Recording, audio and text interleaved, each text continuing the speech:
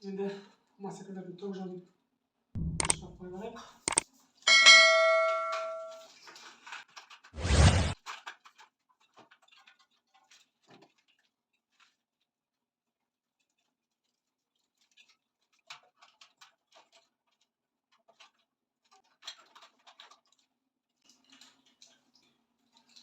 Тоқ жолдарындағы жаңа массакалдердікі әрқайсысының өзінің бастары бар. Соған келеді. Басқа ешқандай қиындық жоқ. Бұл туралы айырып түсірген видеолар бар, көрсеңіз болады.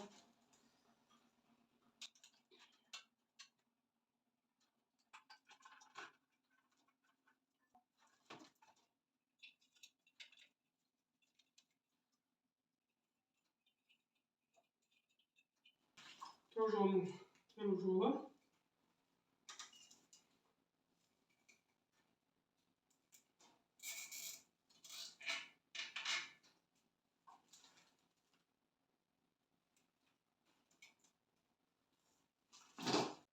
Міне бұл линиядағы ең ұзын тоқ жолы. Бұның рамаға бекитін орны осылай. Артқы парлары бұны құлап дайындап қойған.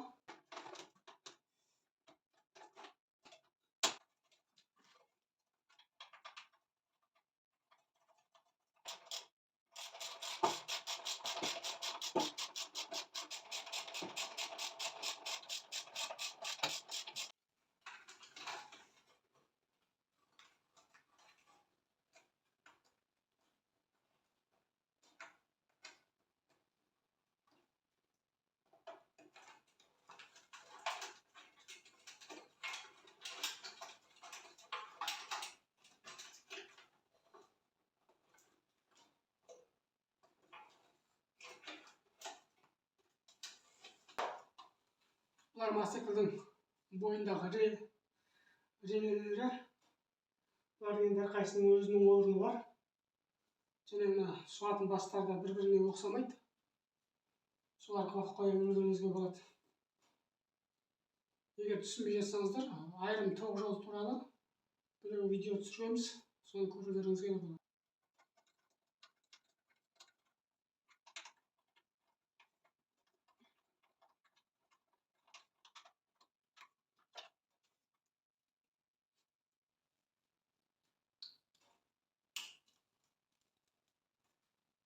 Мынау шабанши.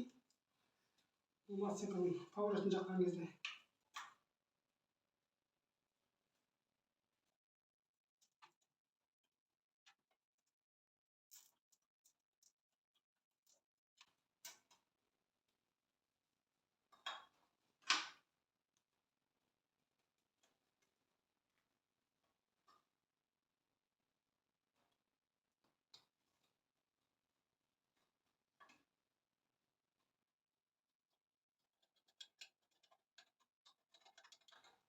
мына жиденши дейді.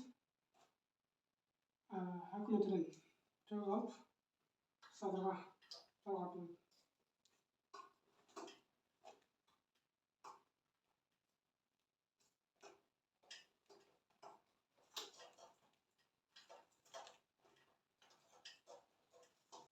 Мынау массакалдың релесі.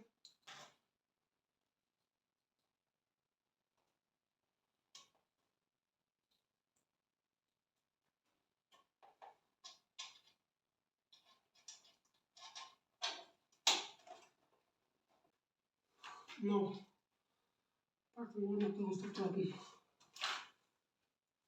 резина.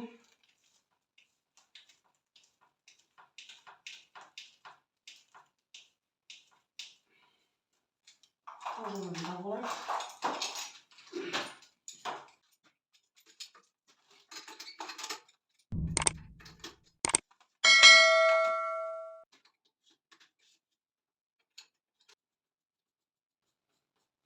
Кейбір мотоциклдерде мына жағында насос ашып жабатын кнопкасы болады. Ал бұда насос ашып жабатын кнопка жоқ екен. Бірақ есесіне аварийка бар екен бұда.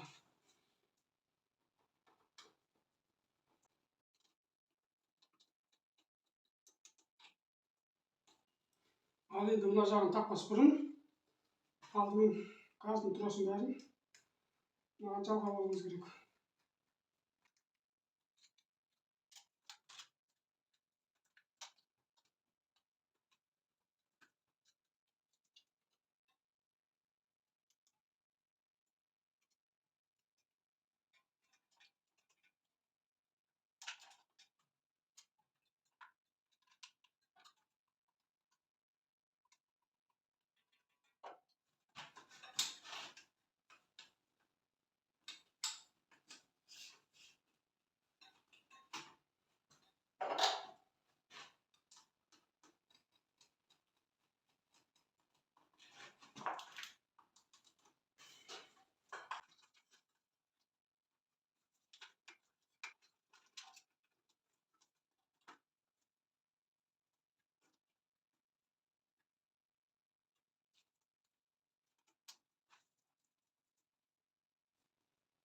Енді алдыңғы тоқ жолдарын жалғап, көзіміздің салып тастайық. Бұнда ешқандай ерекшелігі жоқ. Барлығы өзінің цветімен, реңімен тұр. Сол бойынша жалғастырсаңыз болады.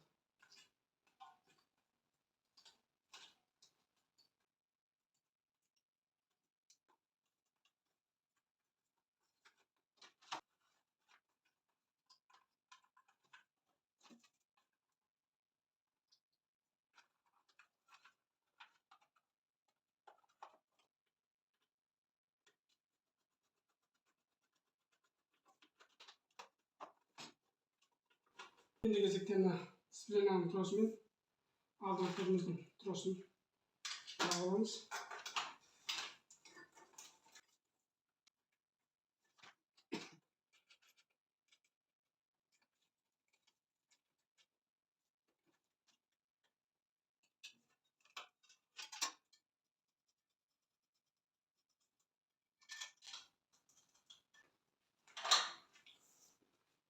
Алдыңғы торымыздың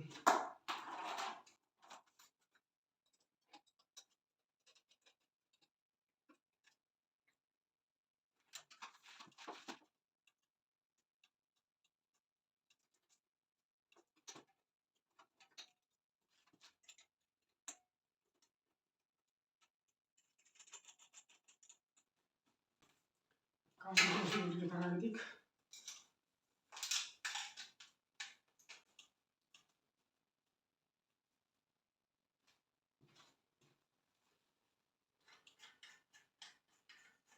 Мына жақ болды. Тағып кетейік.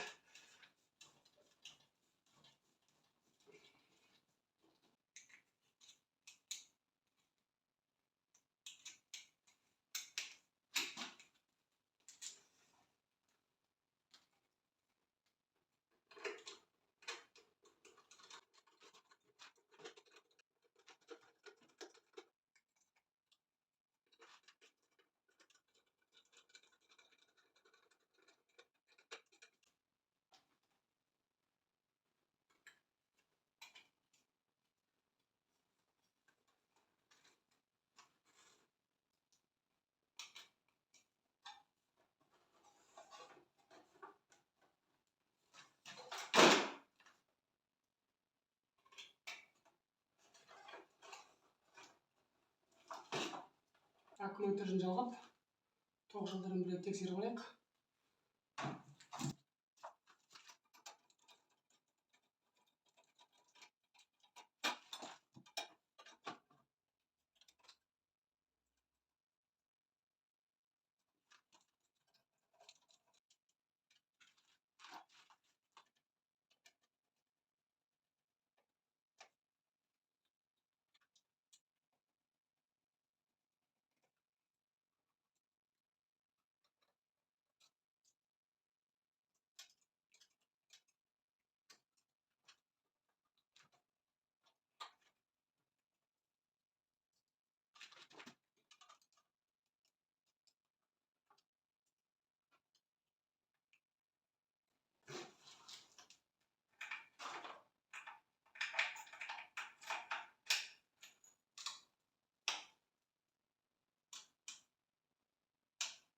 Поворотты жағып тұр.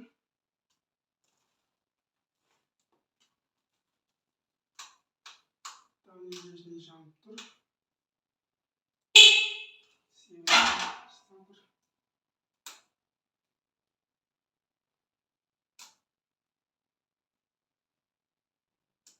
Аварийка істеп тұр.